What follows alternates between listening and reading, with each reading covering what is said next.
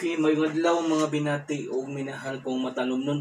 Welcome to my channel, welcome to Ikot TV News, ang channel sa kalambuan sa lungsod sa Matalom. Okay, sa mga negosyante nga ganahan magnegosyo diri sa lungsod sa Matalom, welcome ang tanan nga mo invest og business diri sa mong lungsod. Ang lungsod sa Matalom nang ginahanglan og mga investor, nang ginahanglan og mga negosyante. Ako mang hinaot nga daghang mosanong, daghang mo put up og negosyo karong 2023. Sa pagkatinuod di guys, ang lungsod sa Matalom nang ginahanglan og mga investor, nang ginahanglan og mga negosyante.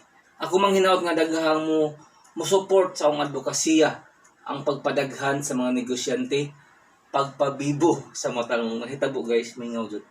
Nanginhanglan ko yung tabang aron matuman or ma-realize ang akong advokasya, ang pagpadaghan sa mga negosyante, pagpabibo sa Matalom Boardwalk ug pagtabang sa turismo diri sa lungsod sa Matalom. Iko pipi andam motabang sa lungsod ug mo serbisyo sa katawhan sa lungsod sa Matalom.